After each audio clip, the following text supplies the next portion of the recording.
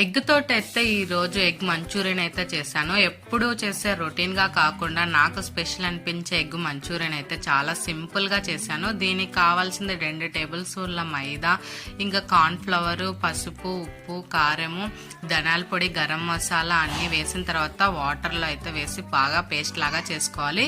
ఇంకా ఉడకపెట్టుకున్న గుడ్లను అయితే ఈ పేస్ట్ లో వేసి బాగా హీట్ అయిన ఆయిల్ లో అయితే డీప్ ఫ్రై అయితే చేయాలి. ఎక్కువ చేయకూడదు, నార్మల్ గానే చేయాలి. ఇంకా అన్ని అయితే ఇలా డీప్ ఫ్రై చేసిన తర్వాత మళ్ళీ ఇంకా కడాయిలో అయితే ఆయిల్ హీట్ అయినాక ఇంకా ఉల్లిపాయలు బాగా క్యాప్సికమ్ సన్నగా తరిగి దాంట్లో అయితే ఉప్పు, కారం అన్ని చూసేసుకోవాలి. ఇంకా soya sauce, red chilli sauce, green chilli sauce వేసి బాగా హీట్ అయిన తర్వాత కొన్ని వాటర్ పోసి అవి కూడా మామూలుగా వచ్చిన తర్వాత ఇంకా ఈ ఎగ్స్ అయితే వేసుకొని ఒక 5 minutes అలా వదిలేయండి.